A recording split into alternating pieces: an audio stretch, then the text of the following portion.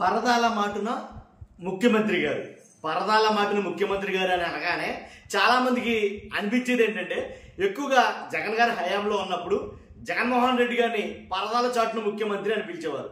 కానీ ఇక్కడ చిన్న చేంజ్ ఉందండి. ఏంటంటే పరదాల మాటున చంద్రబాబు నాయుడు గారు అనమాట. నిజం. ఎందుకంటే పరదాల మాటున చంద్రబాబు నాయుడు గారి పర్యటన అలాగే జరిగింది. ఆ పర్యటన కాబట్టి పరదాల మాటున జగన్మోహన్ రెడ్డి గారిని అనేవారు కదా. ఇప్పుడు పరదాల మాటున చంద్రబాబు నాయుడు గారి పర్యటన అయితే జరిగింది అని కొన్ని పత్రికలు రాసే, కొంతమంది మీడియా ఛానల్ మాట్లాడుతారు. ఏంటి అని చెక్ చేద్దామంటే నిజంగా కూడా పర్యటన అలాగే జరిగింది. వాస్తవాల్లోకి వెళ్తే చంద్రబాబు నాయుడు గారి పర్యటన పరదాల మాటనే జరిగింది. ఇక కొత్తగా అయితే కనుక సాంప్రదాయం తీసుకొస్తారేమో, ఇక నుంచి ఇలాగే పరదాల మాటనే ఆయన ప్రయాణం కూడా సాగుతుందేమో అనేది మాట్లాడతాం. అసలు జగన్ గారు ఎందుకు పరదాల మాటనే చేయాల్సి వచ్చింది? నిజంగా చేశారా లేదా ఏంటి కారణాలు మాట్లాడుకుందాం. ఈ కారణాలన్నీ మాట్లాడుకునే ముందు నిజమేంటో చెప్పే ముందు, వాస్తవం ఏంటో చెప్పే ముందు ఫస్ట్ అయితే లైక్ చేయండి. లైక్ చేస్తే నాకు మోటివేషన్ ఉంటుంది, ఎక్కువ మందికి ఇన్ఫర్మేషన్ షేర్ అవుతుంది. అలాగే షేర్ చేయండి. కొత్తగా మన ఛానల్ చూస్తే పక్కాగా సబ్స్క్రైబ్ చేయండి. మీ అమూల్యమైన అభిప్రాయాన్ని కామెంట్ రూపంలో తెలియజేయండి. పరదాలు చాటున ముఖ్యమంత్రి ఎవరో మీ అభిప్రాయం తెలియజేయండి. లైక్ చేయండి. ఏంటంటే పరదాలు చాటున చంద్రబాబు నాయుడు గారి పర్యటన అయితే జరిగిందని చెప్పాలా. ఆ పర్యటనతో రాకపోకలకు కానీ ప్రజలు తీవ్ర ఇబ్బందులు పడ్డారు అక్కడ. అంతేకాదు పాదయాత్ర మార్గాన్ని పరదాలతో మూసేశారు. ఎవరైతే చంద్రబాబు నాయుడు గారు ప్రయాణం చేస్తారని అన్నారో పాదయాత్ర 100 మీటర్లు ఎంతో, జస్ట్ ఆ 100 మీటర్ల పర్యటన పాదయాత్ర ఏదైతే ఉందో ఆయన వెళ్లాల్సిన చోటుని అంతటా పరదాలతో మూసేశారు అని చెప్పాలి.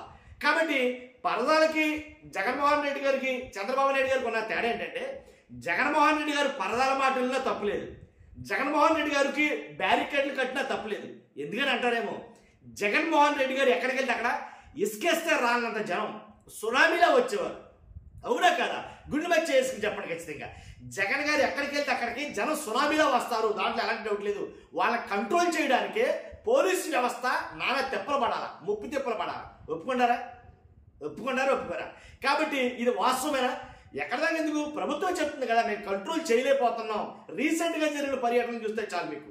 జగన్ గారి హయాంలో ఆ మాట పక్కన పెడితే, జగన్ గారు అధికారంలో లేనప్పుడు చేసిన పర్యటనలో, జగన్ గారు అధికారంలో ఉన్నప్పుడు కాదు, జగన్ గారు అధికారంలో లేనప్పుడు చేసిన పర్యటనలు చూస్తేనే అసలు ఆ జనాన్ని కంట్రోల్ చేయలేకపోయారు.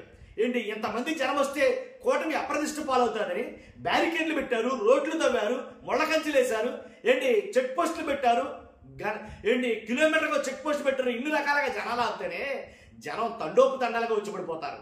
కాబట్టి అలాంటి ముఖ్యమంత్రికి, అలాంటి జగన్మోహన్ రెడ్డి గారికి ఖచ్చితంగా బ్యారికేడ్లు అవసరమని అని అంటాను నేను.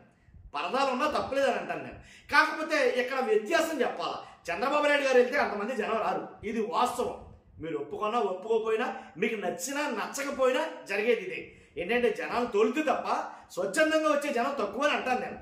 రాజకీయ విశ్లేషకుడిగా నేను చెప్పాల్సిన మాటో కాదో తెలియదు కానీ ఇది వాస్తవం, అందుకని చెప్తున్నా. కాబట్టి అంత ఫ్లోటింగ్, అంత క్రౌడ్, అంటే వ్యక్తి మీద పడిపోయి అంత జనం అయితే ఉండరు. నేను అనేది జనం అధికారంలో ఉన్నప్పుడు ఆటోమేటిక్గా వస్తారు, నేను అది కాదు అనేది. అంటే ఆయన మీద పడిపోయి అంత క్రౌడ్ అయితే కనుక ఎరగ తీసుకుని పడిపోయి అంత జనం అయితే ఉండరు. ఇది క్లియరా? ఓకేనా?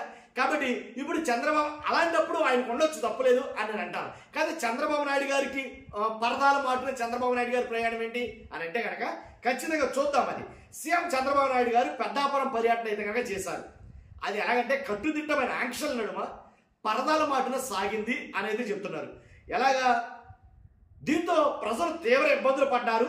స్వర్ణాంధ్ర స్వచ్ఛాంధ్ర కార్యక్రమంలో భాగంగా స్వచ్ఛతా ర్యాలీకి చంద్రబాబు నాయుడు గారు హాజరయ్యారు. ర్యాలీ అనంతరం అక్కడ డ్రైనేజీలను ఆయన పరిశీలించడం జరిగింది. వాటి నిర్మాణం, ఉపయోగం గురించి పారిశుద్ధ్య సిబ్బందిని అడిగి తెలుసుకోవడం జరిగింది. అనంతరం స్థానిక ఆంజనేయ స్వామి విగ్రహం సెంటర్ సమీపంలో ఎమ్మెల్యే నిమ్మకాయల చంద్రరావుజప్ప అధ్యక్షతను నిర్వహించిన ప్రజావేదికలో ఆయన పాల్గొన్నారు, ప్రసంగించారు. కాబట్టి ప్రసంగించిన తర్వాత చంద్రబాబు నాయుడు గారు ఆద్యంతం పరదాల మాటునే ఆయన పర్యటన నిర్వహించారు అని అనడానికి ఎలాంటి సందేహం లేదు. మీకు అక్కడ ఫోటోలు చూస్తే మీకు అర్థమైపోద్ది విషయం ఏంటనేది. ఎందుకంటే ప్రజలు తీవ్ర ఇబ్బందులు పడ్డారు. అంతగా చాలా ఇబ్బందులు ఎదుర్కొన్నారు కూడా.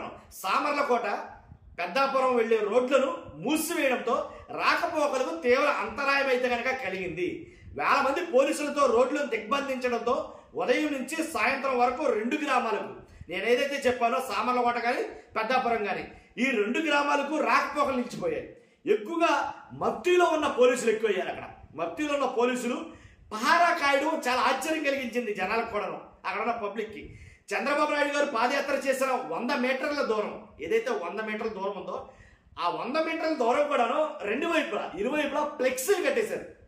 ఫ్లెక్సీలు జస్ట్ 100 మీటర్ల దూరంలో ఆ పక్క ఈ పక్క ఫ్లెక్సీలు కనీసం గాలి కూడా ఆడుకున్నటువంటి అంత దారుణంగా ఫ్లెక్సీలు అయితే ఆ పక్కన ఈ పక్కన పరదల్లాగా కట్టేశారు.